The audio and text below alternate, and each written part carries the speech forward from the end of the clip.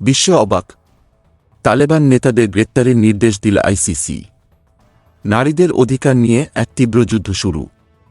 এখন পর্যন্ত যা কিছু আপনি জানতেন তা বদলে যাবে। আন্তর্জাতিক অপরাধ আদালত আইসিসি এক চমকপ্রদ পদক্ষেপ নিয়েছে, যা পৃথিবী জুড়ে আলোড়ন সৃষ্টি করেছে।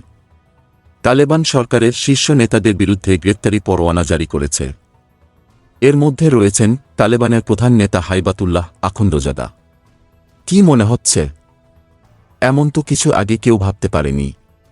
কিন্তু কেন?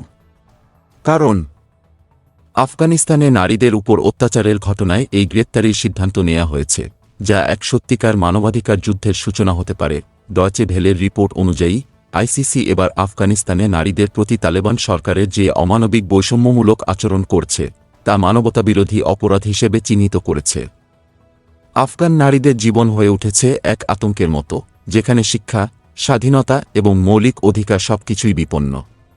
এবং এখন আইসিসি এই বর্বরতার বিরুদ্ধে সশব্দে আওয়াজ তুলেছে। বিচারক করিম খান কঠোর ভাষায় জানিয়েছেন, এটি একটি স্পষ্ট বার্তা যে আফগানিস্তানে নারীদের অধিকার পুরোপুরি অগ্রাহ্য করা হচ্ছে, এবং সেই বার্তা পৌঁছাতে তালেবানদের বিরুদ্ধে এই গ্রেপ্তারি পরোয়ানা জারি করা হয়েছে।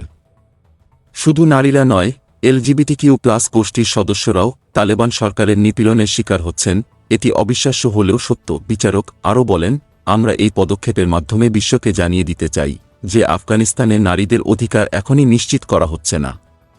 এটা তাদের বিরুদ্ধে এক ন্যায়সঙ্গত সংগ্রাম।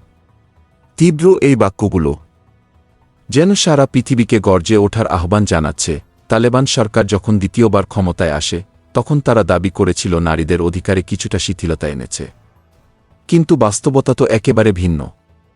1996 থেকে 2001 সালের শাসনামলের মতোই নারীদের জন্য একটা অন্ধকার ভবিষ্যৎ তৈরি করা হয়েছে। নারীদের পক্ষে যে কোনো সুযোগ একেবারে রুদ্ধ করে দেওয়া হয়েছে। নারীরা এখন কার্যত বন্দী। কেবলমাত্র শরিয়াভিত্তিক আইনের নিচে জীবন কাটাচ্ছেন। ক্ষমতায় আসার সঙ্গে সঙ্গেই হাইবাতুল্লাহ আখুন্দজাদা ঘোষণা করেছেন, ইসলামী শরিয়াভিত্তিক আইনই হবে আফগানিস্তানের সব কিছু। এবং তার এই সিদ্ধান্তের ফলে নারীরা এখন রাস্তায়, স্কুলে, অফিসে, কোথাও নিরাপদ নয়। তার শাসনকালীন সময়ে নারীরা তাদের মৌলিক অধিকার, শিক্ষা, কর্মক্ষেত্রে প্রবেশাধিকার সবকিছু হারিয়ে ফেলেছে। এই মুহূর্তে যখন আইসিসি এমন পদক্ষেপ নিয়েছে, তখন বিশ্ব চুপ করে বসে থাকবে না। তবে প্রশ্ন হচ্ছে, এই গ্রেপ্তারি পরোয়ানাগুলি তালেবানকে বদলাতে বাধ্য করবে? আফগানিস্তানে নারীদের স্বাধীনতা ও অধিকার ফিরে আসবে? না, এটি হবে একটি নতুন যুদ্ধের সূচনা। এখনকার এই পরিস্থিতি কি আফগানিস্তানের নারীদের জন্য এক নতুন রূপের দিশা দেখাবে? যদি হ্যাঁ, তবে সেই পরিবর্তন আসতে সময় লাগবে। কিন্তু একমাত্র নিশ্চিত, বিশ্ব একসঙ্গে দাঁড়িয়ে আফগান নারীদের অধিকার ফিরিয়ে আনার জন্য প্রস্তুত।